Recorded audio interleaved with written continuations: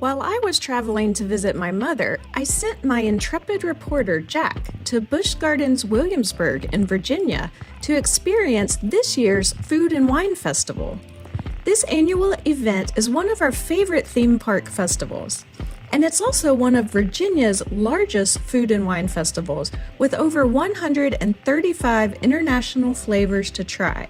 The festival is free with paid park admission and takes place Thursdays through Sundays, now through June 21st plus Memorial Day. Now I will turn it over to Jack for his review of this year's Food and Wine Festival. I arrived about half an hour before the festival food booths opened and rode the Sky Ride to get a nice view of the park from 80 feet in the air. I haven't gotten to ride this in years because Alice refuses to ride it ever again after I convinced her to give it a try years ago. She doesn't like the feeling of dangling in the air. So the plan for this visit, after dangling in the air, is to visit every single food booth to show you what's being offered this year. While they say the festival is free with the paid park admission, the food and wine is definitely not free. So to save money, I bought a 10-item festival sampler card for $70. You get 10 festival food and drink samples from any festival booth. Since samples bought individually are often $9 or $10 or more, you're likely to save a bit of money with the sampler card. There's also a 15-item sampler card for $90, which will save you even more. Any samples you don't use on your first visit can be used on any future visits to this year's Food and Wine Festival. Our food tour starts in Scotland, between the train station and the horse stables, at the Virginia-themed booth. I didn't get anything from the Virginia booth this year because we've tried all the foods they're offering here in the past, and we liked all of them. But I'm trying to focus mostly on foods I haven't tried in past years at this festival. The Virginia menu features really good crab cake sliders, jalapeno and cheddar hush puppies, and an apple crisp dessert. A short walk away in the Scotland section of the park is the next booth, called Highland Spirits. At this booth, I tried 2 foods that were brand new to the festival this year. First up was bourbon candied bacon deviled eggs. The yolk filling was made with bourbon mustard, and the eggs were topped with candied bacon. The bourbon mustard flavor was pretty strong, but these were good. If you enjoy deviled eggs, these are definitely worth a try. I also ordered bourbon pecan balls made with dark chocolate, bourbon, graham crackers, pecans, and coconut. These were delicious. They're about the size of munchkins at Dunkin' Donuts, and these were one of the best things I ate all day. I passed the extreme swings known as Finnegan's Flyers. This was filmed on a weekend day that was overcast, at times drizzly, and chillier than usual, with the high getting up to only about 54 degrees Fahrenheit. The weather kept crowds low, so the ride lines, as well as the food and wine booth lines, were kept short all day. Next, I proceeded through the gate into the Ireland section of the park to visit the Africa food booth. So the sections of this park are all themed to European countries, but there are food booths from all over the world, not just Europe. So for example, you'll find the Africa food booth in the Ireland section of the park, and you'll find the Poland food booth in the France section of the park. The festival guide, which you can pick up at any food booth, will provide the full map of all the booth locations. I tried 2 things at the Africa booth, one that we tried last year and one I had never tried before. First up was peri peri chicken from Mozambique. These chicken skewers were flavored with chili garlic rub and served with a helping of coconut rice. I really liked this chicken. I tasted the rice and it was fine, but I didn't want to fill up on rice since I was tasting 10 samples throughout the day. The other item I tried in Africa was koshari, which is an Egyptian dish blending rice, pasta, lentils, chickpeas, and tomato sauce. It's topped with crispy onions. This was the first dish I didn't enjoy. It was pretty bland and felt like my mouth was just filled with mush, except for the occasional crunch of a crispy onion. I tried a couple of bites and that's all, because I was tasting 10 samples throughout the day and didn't want to fill up on food that I didn't enjoy. You will notice I'm not ordering any wine at this wine festival. I'm not really a fan of wine, so I would not be an ideal reviewer of wines. I just stuck to water. If you're interested though, Ireland did have a dessert wine tasting available in one of their shops. Next, I found myself at the Hawaii booth. Every year, the Hawaii booth has a Spam-related menu item. This year's Spam dish was new to the festival. It was a Spam poke bowl.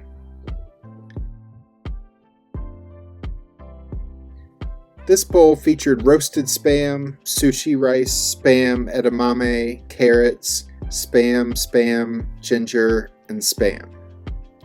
This was good. I enjoyed it. If you don't like Spam, I would suggest the Kahlua pork slider, which we ate last year, and it was very good as well. I knew I was getting near the Mexico booth when I passed the margarita booth. Alice isn't with me this year, so I didn't have to make a stop there.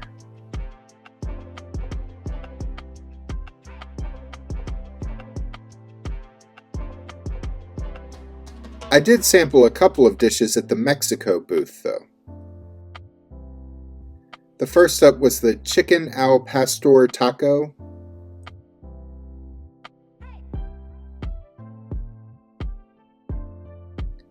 I learned from this cultural description sign that al pastor is a method of cooking meat over an open fire, hung vertically on a skewer and roasted.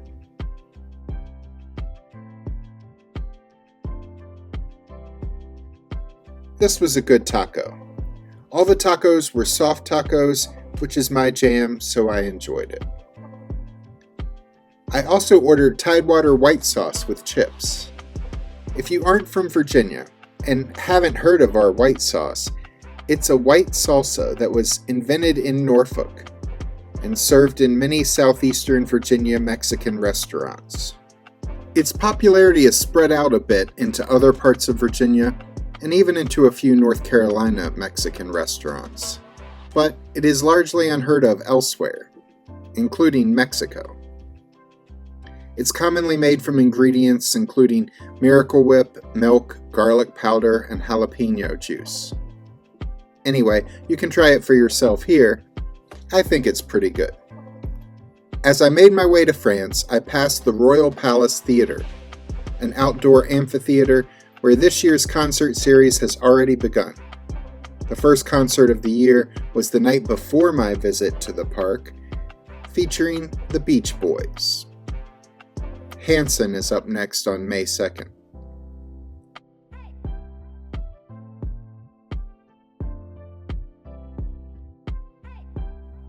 The wine bar in France offers wine by the glass and the bottle, if you're interested.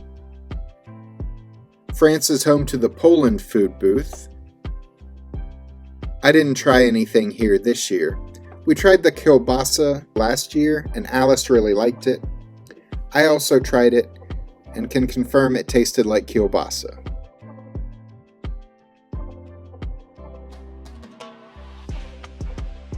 I caught a concert on my walk through France.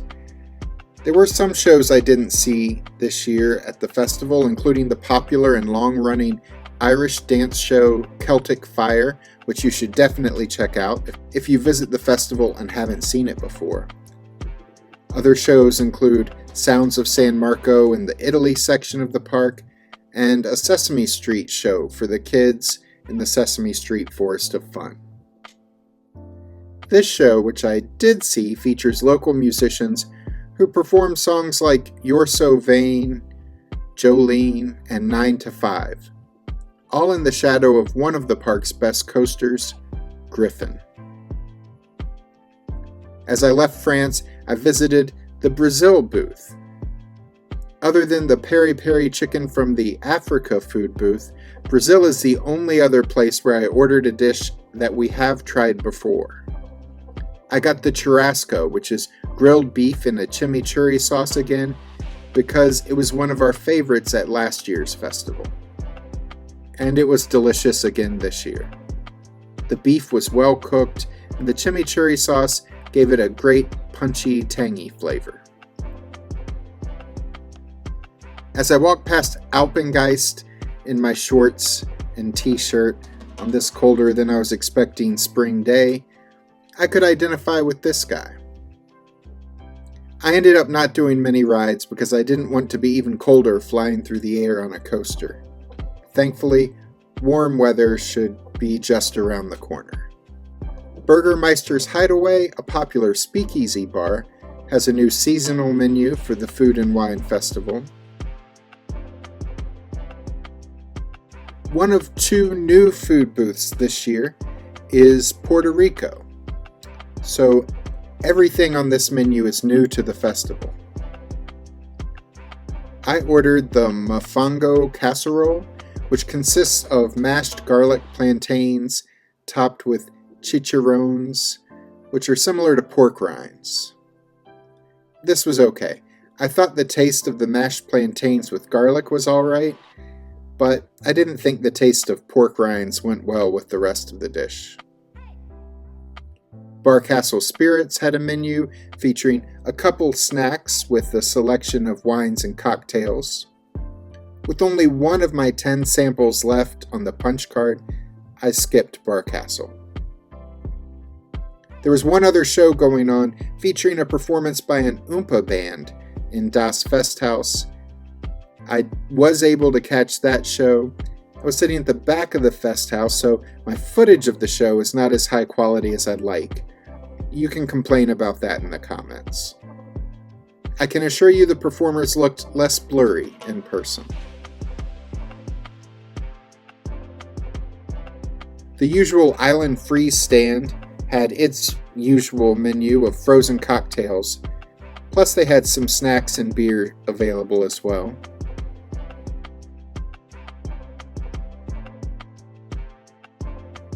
There was a booth with Turkish food, but again, with only one tasting sample left, I had my sights set on the next booth.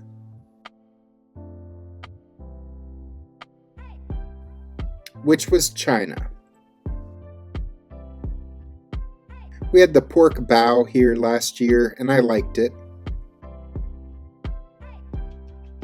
I was wondering what a panda dessert bun was, so that was my final sample of the day. And it was adorable. It was a steamed dessert bao bun, decorated to look like a panda. It was swimming in caramel sauce with toasted coconut. A plain bao bun doesn't have a ton of flavor, so the taste here is mostly from the caramel. But it was a delicious dessert and a great way to end my culinary trip around the world. There was one other brand new booth this year. It's called the Traveler's Cafe. It's presented by Coca-Cola, and it featured drinks. Some alcoholic, some not.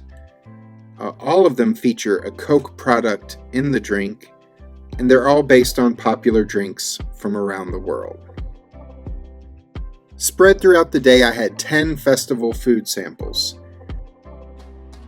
I thought the worst were the kosheri and the mofongo casserole, so I didn't eat much of either of those.